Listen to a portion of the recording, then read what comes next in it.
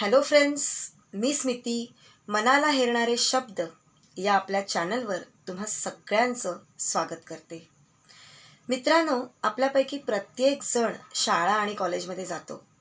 तिथली धमाल मस्ती आठवताना आजही आपल्या चेहऱ्यावर तितकेच आनंदाचे भाव उमटतात. तिथली धमाल मस्ती आठवताना आपल्याला एक गोष्ट नक्की लक्षात येते की त्यावेळची जी भांडणं आहेत, लुटूपुटूची भांडणं, त्यावेळची धमाल मस्ती ही खूप वेगळी होती. हे धमाल मस्तीचे, लुटूपुटूच्या भांडणाचे जे अनुभव आहेत ते आपण आपल्या मनातल्या एका कुपीमध्ये दडवून ठेवतो. आणि जेव्हा कधी आपल्याला आपल्या मित्रमैत्रिणींची आठवण येते तेव्हा आपण त्या सगळ्या गोष्टींचा पिटारा अचानकपणे खोलतो. ही धमाल मस्ती आठवता आठवता, ही धमाल मस्ती करता करता, ती लुटूपुटूची भांडणं करता करता आपण लहानाचे मोठे होतो. मित्रांनो, आजची माझी कविता ही याच आशयाची आहे. एव्हाना कवितेचं नाव नाही, पण भाव मात्र तुम्हाला नक्की कळले असतील. आजचे कवितेचे भाव मैत्रीचे आहेत. आजची कविता हिंदीमध्ये आहे आणि कवितेचं नाव आहे यादों की महफिल. कवितेला सुरुवात करूया. पुरानी यादों का एक अपना ही मज़ा होता था, उन्हें याद करके दिल अपने आप रो देता था. पुरानी यादों का एक अपना ही मज़ा होता था, उन्हें याद करके दिल अपने आप रो देता था. कुछ ऐसी ही भूली बिसरी बातें करते हैं दोस्तों, चलो आज कॉलेज की गलियों में चलते हैं. तब कॉलेज जाना तो एक बहाना होता था, एक्चुअली हमें दोस्तों से मिलना होता था. तब कॉलेज जाना एक बहाना होता था, एक्चुअली हमें दोस्तों से मिलना होता था. कैंटीन के बाहर हम घंटों गुजारा करते थे. कैंटीन के बाहर हम घंटों गुजारा करते थे. कुछ तो क्लास के अंदर कम बाहर ही ज़्यादा दिखते थे. प्रोफेसर्स का नाम रखना था बाएं हाथ का खेल. थैंक गॉड ये कोई क्राइम नहीं था, वरना हो जाती जेल. प्रोफेसर्स का नाम रखना था बाएं हाथ का खेल. थैंक गॉड ये कोई क्राइम नहीं था, वरना हो जाती जेल. ऐसा नहीं था कि रिस्पेक्ट बिल्कुल ही नहीं थी. ऐसा नहीं था कि रिस्पेक्ट बिल्कुल ही नहीं थी. बस हम ना समझ बच्चों की ये एक छोटी सी शरारत हुआ करती थी. कॉलेज के रास्तों पर खिलखिलाकर हंसना और बार बार उसी ठेले का वड़ा पाव चखना.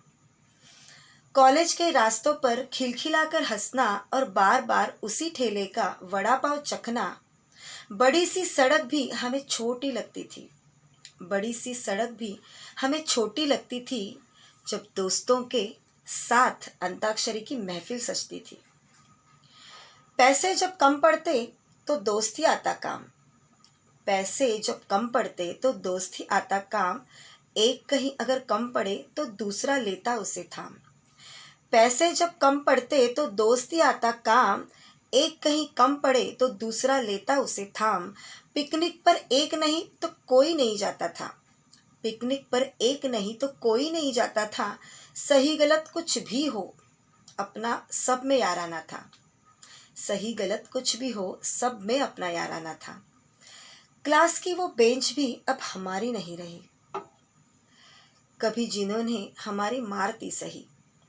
क्लास की वो बेंच भी हमारी नहीं रही. कभी जिन्होंने हमारी मार दी सही. दोस्तों, जब भी हम कॉलेज में हुआ करते थे, स्कूल में हुआ करते थे, तब आप सबको ये ज़रूर पता होगा, ये अनुभव आप सबने किया होगा कि उस बेंच को पटक पटक कर हमने बहुत ख़राब किया था.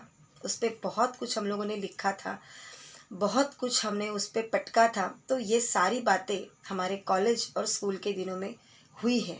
तो इसीलिए मैं कहती हूँ कि क्लास की वो बेंच भी अब हमारी नहीं रही. कभी जिन्होंने हमारी मार थी सही. अब कॉलेज के रास्ते लगता है सूने हो गए. अब कॉलेज के रास्ते लगता है सूने हो गए. शायद हमारी जगह कोई और आ गए. शायद हमारी जगह कोई और आ गए. मित्रांनो, मैत्रीचे भाव माझ्यासाठी तरी खूप स्पेशल आहेत.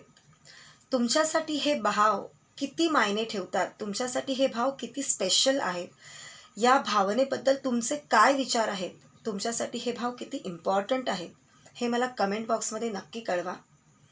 मित्रांनो, मित्र मैत्रीण ही अशी व्यक्ती आहे जी आपल्या पडत्या वेळेत आपल्याला जेव्हाही आधार हवा असतो तेव्हा हा एक खांदा आपल्याकडे नेहमी असतो आणि तो आपल्या हक्काचा असतो. तुम्ही आवाज द्या अगर न द्या, पण तुमचा मित्र किंवा तुमची मैत्रीण ही तुमच्या हाकेला ओ ही नक्कीच देते. मग ती हाक तुमच्या तोंडाने दिलेली असावी किंवा तुमच्या मनाने दिलेली असावी. त्यामुळे मी नेहमी हे सांगेन की आपला मित्र किंवा मैत्रिणी यांच्या भावनांना देखील जपा आणि खुश राहा. मित्रांनो, पुन्हा भेटूया आपण एका नवीन भावनेसह आणि एका नवीन कवितेसह. तोपर्यंत इतरांच्या आणि त्याचबरोबर स्वतःच्या भावनांना जपा आणि खुश राहा. नमस्कार.